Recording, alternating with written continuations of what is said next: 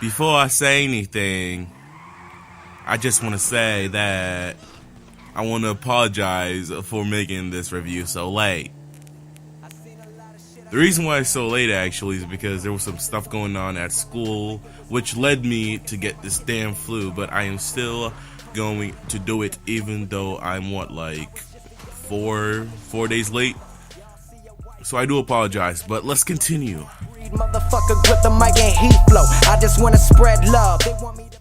This chapter basically showcased how Madara's intent to be a pedophile goes beyond our imagination. This dude, like, he's really starting to be a real enemy, unlike Obito. He's a true definition of someone to be feared, mostly by kids, and somebody who will do whatever it takes to get his ambitions come to light. So in this chapter, he basically explains to Obito how he's basically been controlling him since the start.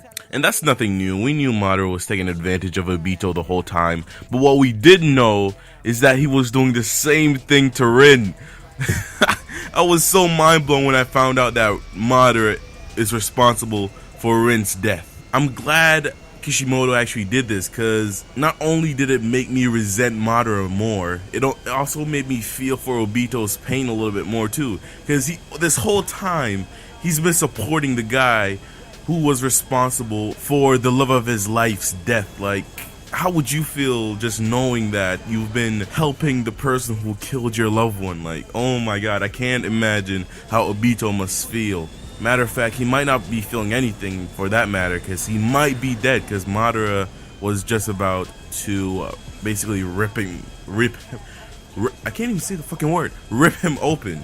In the last chapter review I did say either Sakura or Obito would die because Madara was about to throw something at one of them, but it was actually Obito who took that damage, and he saved Sakura, which was kind of cool. He sent Sakura back to the other reality where Naruto, basically the real world, where Naruto, Sasuke, and Kakashi is, and Naruto healed Kakashi's eye.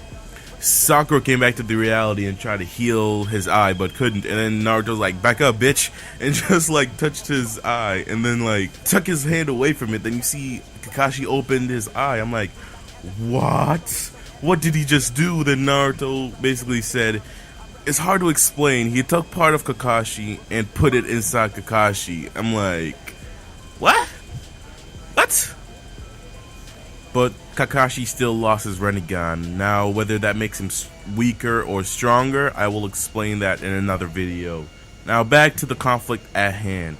If Madara gets both eyes, shit will get I can't even say the fucking word. Catastrophic. There we go. Props to me.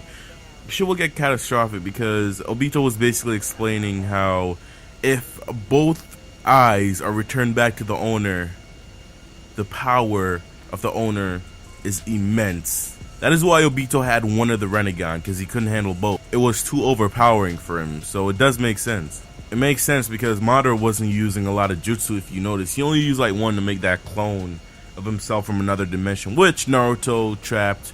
So now we're gonna see Madara, if he gets the other Rinnegan, at full power in the next chapter. Now, I would end this review here, but I want to talk about something Kakashi was wondering after he got back his eye. He started to look back at all his students, because right now Team 7 is reunited for what, like the third or fourth fucking time. We got Sakura, Naruto, Sasuke, and Kakashi in one spot once again, ready to face off against Madara. And Kakashi's like, hold up, are these the same little kids I trained that day and decide to pass them for the exam? Are these those little kids, those immature kids who had a lot to learn? Are they still the same way? And he's looking back in their past and he's like, no, they've grown up. They've become something else. They've become adults. They know what the world is really like. They have surpassed him. Well, Sakura surpassing Kakashi is arguable, but in terms of Sasuke and Naruto, it definitely surpassed Kakashi. He's basically looking back at how their resolve in the first part of how Sakura just, wanted to stay close to his loved one Sasuke, which I really hated. I really hated how Sakura used to ignore Naruto and like stuck to Sasuke.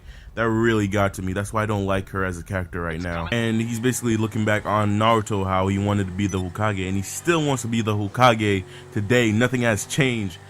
Now Sasuke is the mystery. When he was little, he always, you know, strived on getting revenge on his brother Itachi. All that's happened between him and Itachi. You know what happened. Now he doesn't know Sasuke's resolve. So he questions Sasuke's resolve. He's like, Sasuke, what do you want to do? He basically doesn't give him a straightforward answer. Matter of fact, he doesn't even answer him. He just looks at him. But it's kind of cool to see the long road they've taken to become who they are today as characters. In the last page of the chapter, we see somebody coming from the other dimension. Now, most people would say it's Madara, which I'm 90% sure it's Madara, but another percentage would say it could be Obito. Now, I don't see any possible way Obito can make it out of Madara's grip, because he literally has him by the fucking balls right now. So I don't see how he could escape, but you never know. Kishimoto has a lot of things going through his mind at the moment.